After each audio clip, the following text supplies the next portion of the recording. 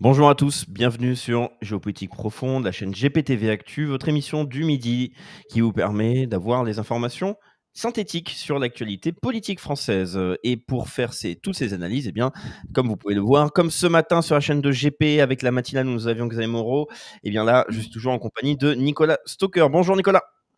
Bonjour Raphaël, bonjour chers internautes, chers téléspectateurs fidèles au poste. Et vous avez raison parce que on va rigoler un peu ce midi. Absolument. En un week-end, il s'est passé de nombreuses choses. On l'avait déjà expliqué lors de la matinale sur GP. Que le vendredi matin, il y avait le début des consultations des différents partis politiques qui allaient voir Emmanuel Macron. Emmanuel Macron qui doit choisir un Premier ministre pour pouvoir former un nouveau gouvernement. Nous sommes dans une situation assez spéciale. Les médias d'ailleurs arrivent à cacher la situation de dictature officielle, nous parlent avec une sorte d'émerveillement de nous dire que le gouvernement démissionnaire bat des records sur sa durée, le plus long depuis la 4ème République. Mais comme le disent certains articles, on n'a pas battu le record de la Belgique ni du Liban. Voilà, donc eh bien, on doit s'émerveiller peut-être de cette nouvelle. Le Liban qui est dans une excellente situation démocratique, bien sûr, et où il n'y a eu aucune ingérence occidentale. Bref, c'est un autre sujet. Donc, vendredi matin, Lucie Cassette est allée voir Emmanuel Macron et a commencé à commenter pour dire que la réunion s'était très bien passée, qu'il y avait une possibilité donc de compromis, de cohabitation. Le soir même, l'Élysée, des informations ont fuité d'Élysée qui nous permettaient de dire qu'Emmanuel Macron avait tout simplement décidé d'écarter voilà, Lucie Cassette, qui a provoqué évidemment la colère de la France insoumise principalement, car c'est la France insoumise le problème. Les médias l'expliquent, les médias préparent un petit peu les consciences, donc le Rassemblement national étant silencieux, il n'y a plus la menace du bruit des bottes.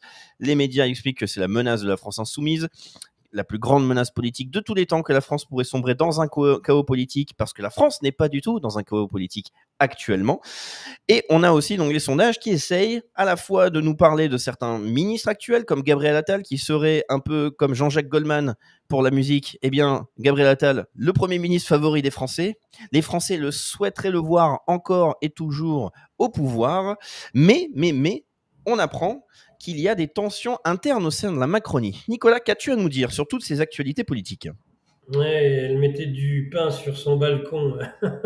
C'est Macron, c'est Brigitte.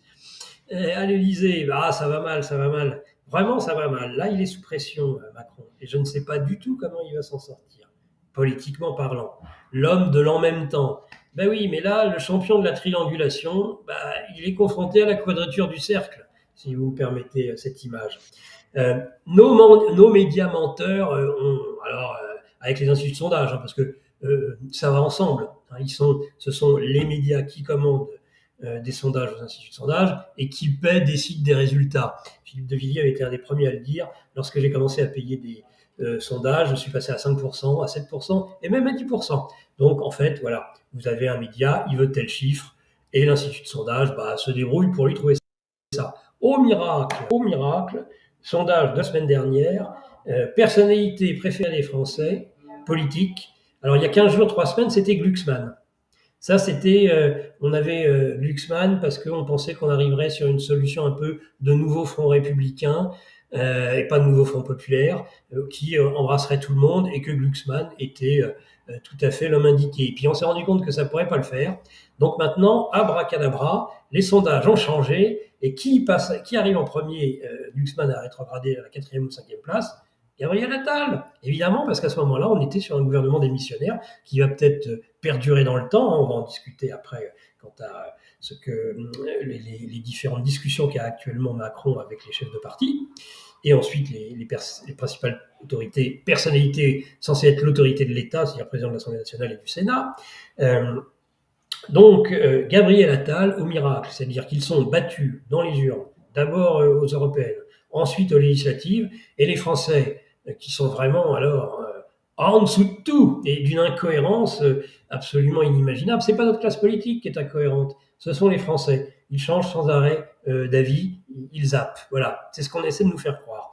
Et donc les Français, finalement, auraient retrouvé les yeux de Chimène pour le jeune Gabriel, pour l'éphémère Attal. Ça, c'est pour le mini-mois de Macron. Bientôt, on va nous dire que le meilleur Premier ministre pour la France, c'est évidemment Emmanuel Macron. Ça, c'est le sondage de la semaine prochaine.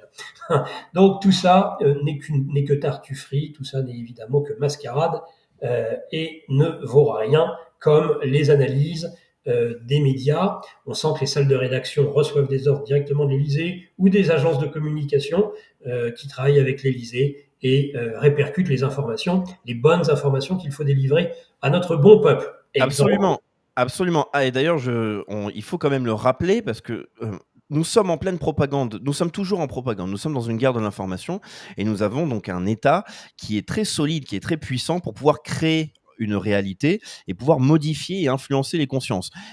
Les agences de communication utilisent donc les fameux sondages, ça on le sait. D'ailleurs, des sondages qui ont été très justes pour une fois lors des élections européennes. Souvenons-nous des projections sur les élections européennes et finalement le résultat a été plutôt bien vu. Ça a été un échec total pour les élections législatives où on a vu cet arc républicain et une grande propagande médiatique pour tenter de freiner au maximum le Rassemblement national qui a été vu au début comme de toute manière gagnant, en tout cas étant en première place. Après, majorité absolue ou relative, ça c'était la grande question. Finalement, le Rassemblement national s'est retrouvé en troisième place. Mais ce que je voulais dire, c'est que le sondage pour Gabriel Attal, comme dirait notre cher Pascal Pro, c'est un sondage sur 1000 personnes.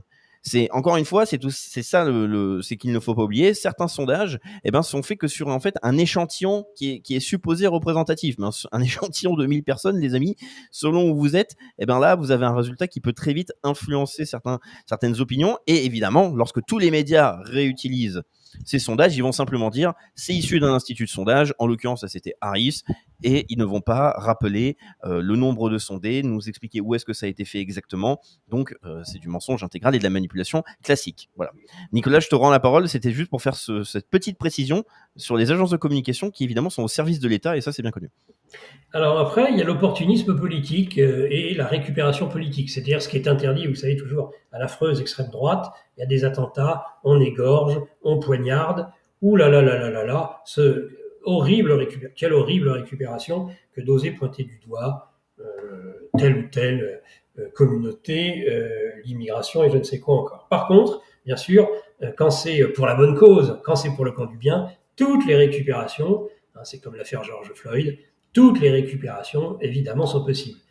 C'est autorisé pour George Floyd, évidemment. Vous allez en prison en Grande-Bretagne quand un jeune dont les parents étaient d'origine rwandaise égorge 3 gamines et en mettent plusieurs autres à l'hôpital. Là, évidemment, s'il y a des manifestations de rue, c'est encore une fois l'extrême droite et son horrible récupération. Par contre, quand c'est pour la bonne cause, par exemple, un Algérien sous OQTF qui fout le feu à qui tente, il l'a pas fait, ça n'a rien à voir avec toutes les églises et cathédrales qui brûlent en France, tente de mettre le feu à la synagogue de la Grande Motte. Alors là, la récupération est immédiate, c'est de la faute, tenez-vous bien, de Mélenchon, de LFI, des islamo-gauchistes, c'est à cause d'eux finalement si ça s'est passé. Bon, alors Nicolas, là je vais non pas faire je termine juste pour te dire, j'ai piqué mon coup de colère ce matin, donc je ne vais pas recommencer, mais en tout cas, s'il y a un responsable à déterminer, ce n'est à mon avis pas Mélenchon et LFI, c'est bien le ministre de l'Intérieur, le ministre de la Justice, le gouvernement français qui laisse des individus qui devraient être renvoyés dans leur pays d'origine, en France, commettre en effet tous les délits et crimes possibles et imaginables. Excuse-moi, je te laisse. Mais justement, Nicolas, sans faire l'avocat du diable, il est important, à mon avis, de vérifier les informations et de rester le plus objectif possible. Je ne pense pas qu'il y ait besoin d'amener plus d'informations, ou en tout cas des informations qui pourraient être fausses pour critiquer le gouvernement actuel ou la situation chaotique en France. Les coupables restent toujours les mêmes, évidemment, étant donné que le pouvoir n'a jamais changé de main en plusieurs décennies en France et dans notre magnifique République. La personne donc dont tu parles pour la synagogue, eh bien, il semblerait que cette personne ne soit pas aux OQTF. Il semblerait, d'après les informations, je ne sais pas où est-ce que tu as eu cette information, et là j'aimerais bien que tu puisses nous le dire. Moi, les informations que j'ai sous les yeux, avec ce qui nous a été montré, c'est que cette personne, donc c'est El Hussein K, un Algérien âgé de 33 ans, en situation régulière. Il était connu pour des infractions mineures, mais n'était pas sur les radars des services de renseignement. Apparemment, j'avais une information du Figaro de ce matin, comme quoi il était en situation irrégulière, mais dont acte, de toute façon, ça reste quand même un voyou, indéniablement, qui, à mon avis, n'a pas sa place en France. Voilà, c'est tout. Donc, et après, l'aspect en régulier ou pas, de toute façon, que ce soit sous OQTF, ils disent, ils assument, ce qui veut dire qu'ils s'en foutent, parce que c'est quand même la réalité. C'est-à-dire que oui, il y a peut-être En tout cas, il aurait dû l'être. Et s'il ne l'était pas, sous OQTF, il aurait dû l'être. Voilà ma réponse. Absolument. Moi, le seul point que je souhaite rappeler, c'est que là aussi, on voit la différence de source, c'est-à-dire entre, parce que je crois que toi, c'est sur un abonnement qui est tout simplement payant, je crois, du Figaro. Et là, moi, c'est lorsque je consulte des informations qui sont gratuites, donc celles que la majorité des Français vont consulter en deux, trois recherches sur Internet. Souvent, on a une occultation des profils des suspects, une modification des prénoms et des noms pour cacher les origines régulièrement avec les faits divers. Et ensuite, lorsqu'il va y avoir certaines informations, par exemple pour dire infraction mineure, eh bien, selon les dossiers qu'on peut avoir, on peut se rendre compte que finalement les infractions mineures peuvent être finalement plus importantes, beaucoup plus nombreuses. Donc c'est pour ça, chers amis, on a aussi besoin de vous. C'est pour ça que ces émissions, on les fait pour vous. Si vous pouvez en même temps consulter et trouver la source la plus précise sur ces situations, eh bien, ça nous aiderait tous grandement, même si ça ne change pas la problématique actuelle dans laquelle nous sommes au quotidien. Bref, Nicolas, je te rends la parole. Voilà. Donc, en tout cas, il y a eu une exploitation évidente, éhontée des médias pour disqualifier à nouveau les LFI, puisqu'en fait, l'idée, c'est la chose suivante. Après avoir éliminé le Rassemblement national grâce au LFI, il s'agit d'éliminer le LFI, parce qu'en fait, c'est toujours ce fantasme d'origine d'un front républicain qui exclurait LFI et le Rassemblement national. Mais on voit bien que c'est un fantasme qui n'est même dans les urnes, ça ne se passe pas comme ça. Dans les urnes, eh bien, c'était l'ensemble de la classe politique qui était contre l'Assemblée nationale. Donc maintenant, maintenant que les dés sont jetés, on essaie de faire en sorte que toute la classe politique, RN compris, rejette ce qu'il y a de plus effroyable en France maintenant, le LFI. Donc c'est-à-dire que le narratif a changé, c'est-à-dire que le bouc émissaire a changé. On est avec des individus comme Vauquier, mais pas seulement, qui sont capables de dire à un mois, enfin, déjà plus d'un mois, parce qu'il a tardé évidemment à faire ses consultations, Macron, depuis le résultat législatif, qui sont capables de dire on va faire barrage au Rassemblement national, et on fait même voter pour LFI, et puis qui, maintenant, 2 mois après, un mois et demi après, disent le plus grand ennemi, non, c'est LFI. Donc ceux-là même qui ont voté, qui ont appelé à voter, et ils sont nombreux dans la Macronie, pour des LFI plutôt que des RN, nous expliquent maintenant que LFI est le plus grand danger qu'ait jamais connu la démocratie française. Donc là, évidemment, je ne vais pas à nouveau m'énerver, c'est pas bon pour mon cœur, mais il est vrai que les petits bourdons et la moutarde me montent au nez, que l'on se foute à ce point de nous et qu'ils le fassent de façon aussi décomplexée. Ça, j'avoue, c'est quelque chose d'assez extraordinaire. Je n'avais jamais vu ça. Nous sommes dans ces périodes de grand dévoilement, mais là vraiment, le roi est nu. Les tartuffes sont démasqués. On en est pour le moment là, mais on va rigoler de la suite, évidemment, de ce qui se passe depuis ce matin. Absolument, donc le roi est nu, mais le roi est nu est toujours entouré de ses serviteurs, de ses éphèbes pour certains, peut-être que Macron rentre dans cette catégorie, mais donc aussi de personnes qui souhaitent ramper vers lui pour gratter un tout petit peu de pouvoir et tenter de consolider leur position actuelle. Et donc on parle encore une fois voilà, de ces fameuses consultations. Donc ce matin, nous avions eu donc, le président du Sénat et en même temps... la présidente de l'Assemblée nationale, donc Yaël Braun-Pivet, président du Sénat Gérard Larcher. Il a du petit déjeuner à l'Élysée. Exactement, Petit avec déjeuner aussi copieux. le Rassemblement national avec Marine Le Pen et Jordan Bardella qui sont allés à l'Élysée, qui sont partis. Et donc là, à l'heure actuelle, à l'heure où on vous parle, étant donné que nous sommes en direct, maintenant c'est Éric Ciotti qui est arrivé à l'Élysée. Donc Nicolas, selon toi, eh bien, qu'est-ce qui peut aboutir avec ces différentes consultations ? C'est-à-dire que la donne a changé parce que ils se croient toujours les plus malins, les plus intelligents. Ils sont Mozart de la finance, Mozart de la politique, Mozart de la géopolitique, hein, Bruno Le Maire. Ils savent tout mieux que tout le monde. Sauf qu'ils ont en face d'eux un type qui est malin. Je le répète une xième fois, Mélenchon, c'est le dernier des grands politiques. Même si je n'ai aucun point commun en ce qui me concerne en tout cas avec LFI et avec Jean-Luc Mélenchon. Mais il faut lui reconnaître une chose, c'est-à-dire qu'il fait lui encore de la politique, ce que ne font plus les autres. Même pas le Rassemblement national, ils ne font pas de politique, ils essaient juste d'encaisser et d'engranger des voix. Et c'est tout. Mais par contre, Mélenchon, il continue. Donc Mélenchon, il a pris tout le monde à revers une nouvelle fois, j'ai envie de dire. Il ne cesse, je le répète, il a pris en revers, alors que Macron dissout tout de suite, il réussit à faire un nouveau Front populaire. Comme c'était lui, c'est déjà, Macron doit déjà à Mélenchon, de ne pas avoir de majorité en 2022. C'est pas le Rassemblement national qui disait bon bah oui, on a perdu, Marine a encore perdu pour la xème fois la présidentielle. Oui, bah donner une majorité absolue à Renaissance, ça me paraît logique. Ils étaient déjà couchés. Et alors ils en ont profité parce que le coup de gueule et la capacité qu'a eu Mélenchon à faire de cette élection de 2022 déjà une vraie élection, a profité en plus au Rassemblement national. Hein. Et pas, ils ont gagné énormément de députés. Si on avait écouté les gens du Rassemblement national, ils diront bah, si on a autant de députés que la dernière fois, on sera content. Voilà. Donc ils ont beaucoup gagné grâce à eux, même si aujourd'hui ils leur crachent dessus. De toute façon, ils se crachent dessus mutuellement, c'est pas nouveau, entre LFI et le Rassemblement national. Mais finalement, ils s'entraînent peut-être vers le haut mutuellement, en essayant de détruire l'axe central, enfin le bloc central, qui est un bloc totalement idéologique, je le rappelle. Donc, il réussit, après la NUPES, il rebelote, il recrée en quelques jours un NFP. Ce que ne croyait pas Macron en balançant sa grenade dégoupillée. Résultat, la quinzaine de la haine tourne en faveur.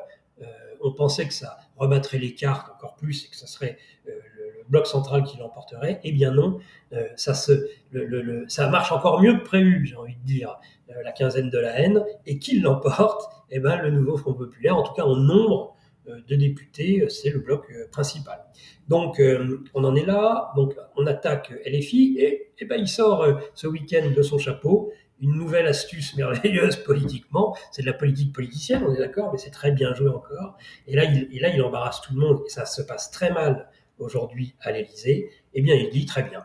Puisque c'est moi et les LFistes qui posons problème, nous soutiendrons Lucie Castet, nous soutiendrons le nouveau Front populaire sans participation au gouvernement, puisqu'il paraît que c'est nous qui posons problème, on est les vilains petits canards, mais on va se sacrifier dans l'intérêt de la France, des Français, du peuple français, du nouveau Front populaire et de notre première ministre que nous souhaitons avoir à Matignon, c'est-à-dire Lucie Castet. Alors évidemment, c'est la soupe à la grimace depuis. Bon, Macron a envoyé Bayrou tout de suite en disant non, non, c'est pas seulement les LFI, c'est le programme du nouveau Front populaire qui pose problème. Ah, alors ça, c'est nouveau, si c'est le programme du nouveau Front populaire.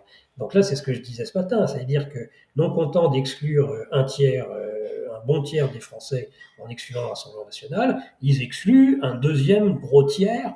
Donc ça veut dire que l'oligarchie qui nous gouverne aujourd'hui reconnaît par elle-même qu'elle rejette le peuple français, avec plus de 75% de ses représentants qui sont rejetés, dans un cas comme dans l'autre, quand on fait le nombre de voix cumulées Nouveau Front populaire et RN, je peux vous dire que ça fait beaucoup, beaucoup, beaucoup plus que les Macron-compatibles et que les macronistes. Or, eh bien, il faut faire barrage aux deux. Donc, on n'est plus du tout en démocratie. Et ça, c'est quelque chose d'assez extraordinaire. Donc là, ça se passe mal depuis ce matin. Parce que, je peux vous dire, la pression sur Macron, elle est très, très forte. Bompard a été très clair. Il a dit si, c'est les trois misérables. Il promet à Macron, à la Macronie, au pouvoir en place, les trois misérables. Censure, s'il y a un gouvernement autre que celui Nouveau Front populaire. 1. Censure. 2. Manifestation dans les rues. 3. Destitution du président. Bon. Alors là, je peux vous dire, ça commence, là ça sent le roussi. Surtout quand on sait que la CGT a annoncé qu'elle préparait des mobilisations pour le mois de septembre. Donc là, ça commence à pas sentir bon pour Macron et pour la Macronie, qu'on le veuille ou non. Donc là, je ne sais pas, pour moi, il y a une véritable situation de blocage, il y a une pression considérable. A-t-il d'autres choix que de nommer Lucie Castet? Pour moi, de moins en moins. Il ne veut pas le faire, c'est évident, mais il est coincé. Il est totalement coincé, c'est ce que je disais. L'homme des triangulations, l'homme du triangle de Cartman, l'homme qui, du en même temps, on prend le meilleur de chaque côté. Et bien aujourd'hui, c'est la quadrature du cercle. Il ne sait pas résoudre le problème, parce qu'à mon avis, depuis le début, je le dis, on ne peut pas le résoudre, si ce n'est ce qu'il fallait faire depuis le début et qu'il s'est refusé à faire. Alors, il y a peut-être des raisons il se disait, si le pouvoir passe même la Seine, il ne reviendra pas, hein, selon la vieille formule de Georges Pompidou, mais Alain Minc, un de ses mentors, lui avait expliqué, d'abord, on nomme Lucie Castet, elle est, puisque le RN vient de le dire encore, avec ou sans LFI, ça sera la motion de censure directe, hein, il s'associe finalement à Bayrou, hein, aujourd'hui, Bayrou, RN, même combat. Ils poseront et ils voteront une motion de censure. Donc il fallait d'abord nommer Lucie Castet pour ne pas être dans un déni démocratique, et dans un second temps, voyant que de toute façon il n'y avait pas de majorité, il aurait pu revenir Macron vers les socialistes, vers les écologistes, en disant bon alors qu'est-ce qu'on fait?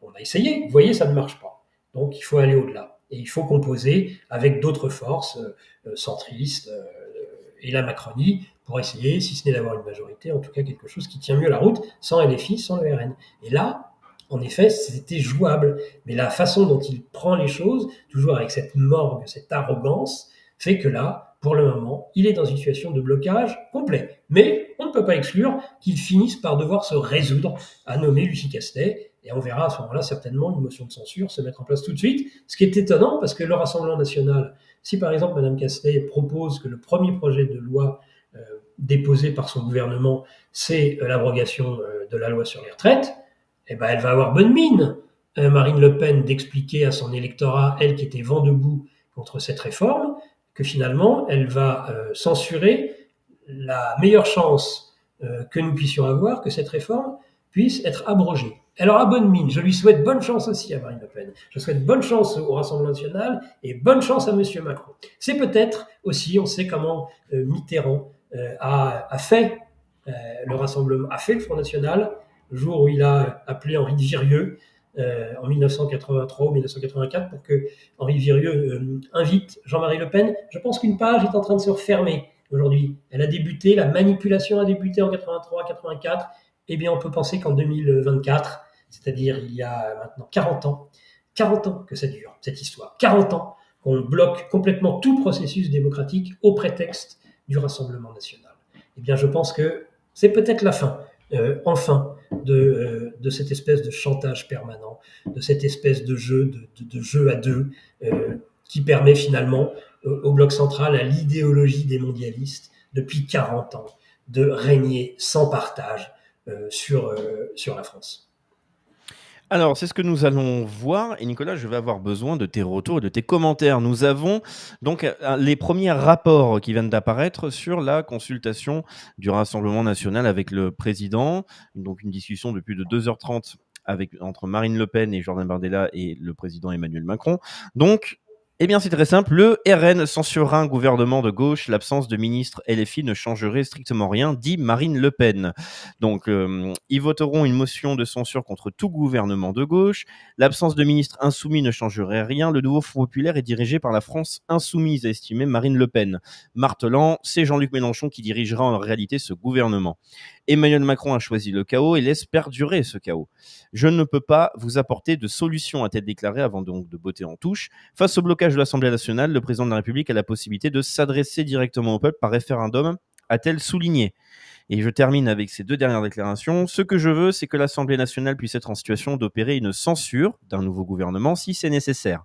Alors que les députés doivent se réunir en session ordinaire à partir du 1er octobre, je ne veux pas que pendant un mois, un Premier ministre puisse, par décret, par toute une série de moyens donnés par la Constitution, mettre en œuvre une politique qui soit dangereuse pour les Français. Donc voilà le rapport de Marine Le Pen. As-tu un commentaire par rapport à ce que tu viens à l'instant de dire, Nicolas ? Donc, elle préfère Gabriel Attal, elle préfère un gouvernement démissionnaire. Elle préfère le gouvernement actuel à LFI, Marine Le Pen. C'est son choix, elle a le droit. Mais là, j'ai envie de dire, bah, ça y est. C'est un peu le choix de Le Marine Le rideau Pen. rideau se lève sur cet inceste politique, sur cette liaison contre nature.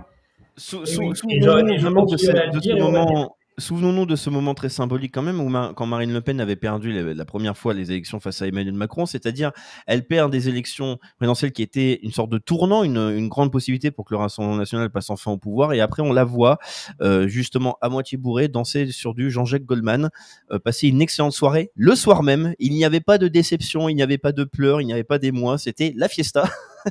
Donc c'est à mon avis très symbolique, et encore une fois on a toujours la même image. Voilà, j'irai peut-être plus loin en disant qu'il faut peut-être arrêter avec les femmes au pouvoir, mais ça c'est un autre sujet dans tous les cas, ou peut-être arrêter avec Jean-Jacques Goldman pour célébrer les échecs politiques.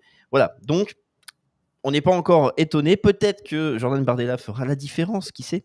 En tout cas, voilà les premières réactions que l'on a eues donc, du Rassemblement national, et on voit que la situation ne bougera pas, ou en tout cas continuera à avantager Emmanuel Macron, de toute manière, et en tout cas la Macronie. Tout à fait, Raphaël. Je pense que l'essentiel est dit pour l'instant. Maintenant, qu'est-ce qui va se passer? Bien, on reste dans deux options, de toute façon. Soit il finit par nommer Lucie Castet, on ne peut pas exclure totalement, et elle sera immédiatement censurée. Mais Macron semble dire depuis le début qu'il ne nommerait pas quelqu'un qui serait directement censuré. Donc il va peut-être pouvoir dire à nouveau, bah, c'est évident, la censure sera totale, donc je ne nommerai pas. Donc la seule option qui reste, qui va être ou pas portée et favorisée par une éventuelle abstention du Rassemblement national, c'est nommer un gouvernement de centre droit. Mais ça ne réglera pas le problème du pays, puisque je l'ai dit, je le répète, le Rassemblement national, qui de toute façon a beaucoup d'électeurs, mais très peu de militants aujourd'hui, ce n'est plus du tout un parti de militants. Par contre, à gauche et à l'extrême gauche, ils sont nombreux, ils peuvent très vite aller dans la rue. Et les trois piteuses réservées à Macron, je répète ce que dit Bompard, censure d'un gouvernement quel qu'il soit, même si le Rassemblement national ne censure pas et donc continue une politique de plus en plus affichée de soutien à ceux qui ne cessent de le diaboliser, on va voir, de manifestations dans les rues, pression, on imagine, si tout le monde cherche à se rassembler devant l'Assemblée nationale ou devant l'Élysée. Je pense que là, on rentrera vraiment dans une situation de profond de grands troubles.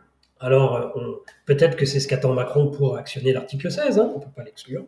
Et puis, tentative de destitution qui aurait peut-être plus de poids, justement, si Macron utilise l'article 16. C'est ce que disait à nouveau le mentor de Macron, c'est-à-dire, oui, si finalement il y a des émeutes, ou en tout cas de la tension dans la rue, et que les pouvoirs publics sont bloqués, Macron va avoir la tentation de l'article 16, mais dans ce cas-là, la classe politique devrait, en logique, actionner l'article 68 et la destitution, qui aurait du sens. Plus peut-être qu'aujourd'hui, où il est juste question de ne pas prendre tel ou tel Premier ministre. Mais il est évident que s'il y a de la tension dans la rue, si finalement il y a incapacité à nommer un gouvernement qui tienne la route, qui puisse même voter un budget, et qu'il décide de passer le budget par décret, par le biais de l'article 16, Macron, alors à ce moment-là, évidemment, il serait logique que la classe politique actionne la destitution. Et s'il ne destitue pas à ce moment-là un président qui serait une dictature légale, on serait, je dirais que ça serait encore plus clair si Macron actionne l'article 16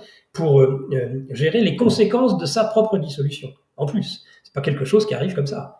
C'est pas une manifestation, c'est pas mai 68 là ce qui est en train de se passer là. C'est pas l'Algérie française. C'est lui qui fout le bordel et qui donc va régler le problème en mettant en place la dictature légale avec un gouvernement démissionnaire et peut-être l'article 16. Qu'est-ce que la classe politique va faire à ce moment-là? Ça va être à nouveau très intéressant. Donc je pense que malheureusement, tout le monde est coincé. Il n'y a pas que Macron. Et s'il tombe, Macron, il le sait, il tombera pas tout seul. Et je pense que ça aussi, c'est un calcul. Et c'est quelque chose, quand il dit à un certain nombre de personnes, il va falloir être responsable. Parce que si vous croyez, j'ai peut-être tombé, mais vous tomberez avec moi, c'est peut-être la seule chose qui reste encore à Macron aujourd'hui, cette espèce de chantage qui est, voilà, si vous ne composez pas avec moi, si vous ne m'absolvez pas des erreurs énormes, grossières que j'ai pu commettre, eh bien, oui, peut-être que je vais tomber. Mais nous tomberons tous ensemble. Ah, ça fait réfléchir. Le tous ensemble étant évidemment toute cette classe politique absolument corrompue, et que les Français veulent de plus en plus profondément dégager. Tous les dégager. C'était, à mon avis, déjà un des principaux messages des élections européennes. Ce qui ne s'est pas exprimé, ce que vous n'avez pas laissé M. Macron s'exprimer au soir des élections européennes, s'imprimera, finira dans la rue, et vous en serez le premier responsable, M. Macron. Voilà, à mon avis, le destin que la France et les Français vous réservent. Absolument, et c'est d'ailleurs pour ça qu'il faut s'intéresser à cette fameuse politique politicienne. Pourquoi? Parce que là, je rajouterai un élément, Nicolas, ce n'est pas en fait que la caste politique qui pourrait tomber si Macron décide d'appliquer ce stratagème qui est de si je dois tomber, vous tomberez avec moi, c'est que ça permettra en fait de savoir quand arrivera le plus gros impact sur les Français? C'est-à-dire une fois que le gouvernement ne souhaitera plus tenir, lorsque le pouvoir ne souhaitera plus garder cette semi-stabilité qui permet de continuer à vampiriser la population, de donner un spectacle médiatique et démocratique important. Lorsque tout ça s'achèvera, si ça doit s'achever, ça vous permettra de savoir à quelle sauce vous saurez manger rapidement. Et quand je dis vous saurez manger, il n'y a pas trop d'inquiétude à avoir parce qu'il y a toujours des solutions pour se préparer, mais c'est principalement la notion économique. C'est un des points qu'on avait pu aborder lors de précédentes émissions. C'est que qu'est-ce que fait ce gouvernement démissionnaire, mis à avoir fait passer une circulaire aussi sur les dérives sectaires.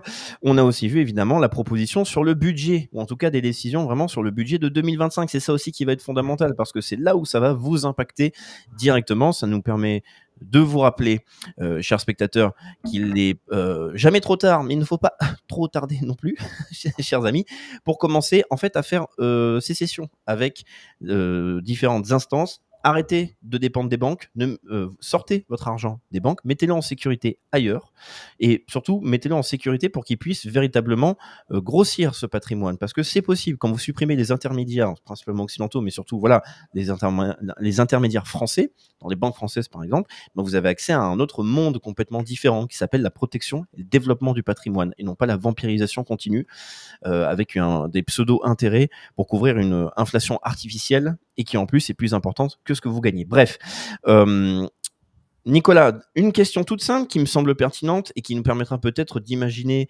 des émissions que vous semblez nous demander, chers spectateurs, c'est-à-dire des précisions, des émissions peut-être plus techniques, soit sur des personnages politiques ou sur les institutions en elles-mêmes. C'est sur la notion donc de l'article 16. Est-ce que la Constitution, en tout cas le Conseil constitutionnel, c'est la question qui a été posée par un habitué, est-ce que le Conseil constitutionnel pourrait empêcher Macron d'activer l'article 16 ? Non. Non, c'est un avis consultatif de plein droit au bout d'un certain temps, mais non, il ne pourra pas empêcher le chef de l'État. C'est comme ça, le seul moyen de contrer l'article 16, c'est la destitution du chef de l'État en tant que tel. Ça me paraît d'ailleurs relativement sain. C'est-à-dire que le Conseil constitutionnel, qui de toute façon ne fait rien, on le voit là, il ne sont même pas le juge, il n'est même pas le juge de la séparation des pouvoirs, donc de la Constitution.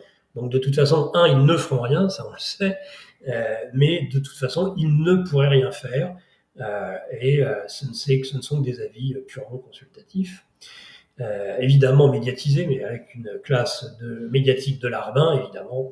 Là, regardez par exemple, normalement, tout journaliste, quand on sait l'hostilité existentielle, presque des tripes, ça vient des tripes, la haine des journalistes pour le Rassemblement national, pour l'extrême droite, est quelque chose d'obsessionnel. Ils sont toujours extrêmement hargneux sur les interviews. Là, la première chose qu'ils devraient dire aux gens du Rassemblement national, mais alors, vous allez dissoudre, non, vous allez faire une motion de censure contre ces gens qui veulent le premier projet de loi abolir la réforme des retraites, alors que vous en avez fait vraiment un élément majeur de votre programme vous-même. Comment c'est possible? Ça, normalement, tous les médias devraient poser la question à Mme Le Pen. Et c'est ce que j'avais dit, d'ailleurs. Personne ne lui posera la question, on verrait. Personne ne lui posera la question. Parce que là, on en a besoin du Rassemblement national pour que Macron puisse dire « Ah ben non, vous voyez, ils sont à nouveau tous opposés. » Donc, voilà, tout ça est cousu de fil blanc. Et donc, non, il faudra que la classe politique s'il déclenche l'article 16, la classe politique devra prendre ses responsabilités. Et on verra bien qui est qui et qui fait quoi. Point. À mon avis, on observera surtout des groupes qui voudront continuer à servir leurs propres intérêts et non pas forcément les intérêts du peuple, même s'ils ont été élus par ceux-ci. Bref, donc je pense, Nicolas, que c'est un bon moyen de conclure. Est-ce que tu as un dernier mot peut-être avec l'actualité, quelque chose sur lequel il faudrait, selon toi, se focaliser, faire attention ou même tout simplement un ajout de commentaires par rapport à ce que tu as développé? Non, très simplement, vivement demain la matinale, vivement demain GPTV Actu, parce qu'on va avoir à nouveau du grain à moudre. Demain matin, Tom Benoît, on reviendra avec lui sur cette actualité, puisqu'il est à la fois, c'est vrai, économiste, financier, il fait de la géopolitologie, mais il aime commenter l'actualité nationale, et donc on ça ne privera pas de lui poser des questions aussi sur ce sujet. Et puis nous reviendrons, soit dans la revue de presse du matin, de la matinale dès 7h, soit à 12h30, mon cher Raphaël. Nous verrons où ça en est, mais éventuellement, les choses devraient bouger relativement vite, puisqu'il aura consulté tout le monde. Il avait promis un gouvernement pour, tu nous avais dit quand, mardi ou jeudi, c'est ça? Mardi, normalement c'est Mardi. demain. Ah bah, vivement La demain. nomination d'un Premier ministre. Ouais. Vivement demain, monsieur Macron. Vivement demain. Alors vivement demain, mais vivement ce soir, chers spectateurs, en tout cas pour nous, pour la communauté de GP, vous avez donc à 18h sur la même chaîne, vraiment partagez les vidéos, dites aux gens autour de vous de regarder les contenus, de dire ce qu'ils en pensent et s'ils aiment évidemment bien sûr de s'abonner, de mettre la cloche.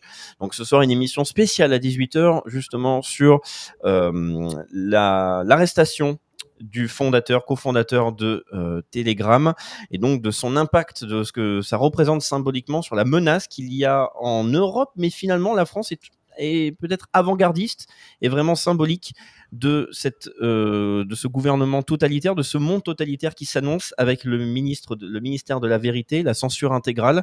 Comme on vous l'avait déjà dit ce matin, si vous avez regardé la matinale, eh bien, c'est une sorte de continuité du DSA, du Digital Service Act, et avec bien sûr un 2 poids 2 mesures intégral, c'est-à-dire qu'on va accuser le fondateur de Telegram de ne pas faire de modération sur des contenus violents, sur du trafic de drogue, sur du contenu pédopornographique. Mais bien sûr, quand un Mark Zuckerberg, avec le groupe Meta et Instagram, peut proposer clairement du contenu pédopornographique avec simplement un message d'avertissement qui dit « Est-ce que vous êtes sûr de vouloir regarder ça parce qu'on peut vous le montrer ?»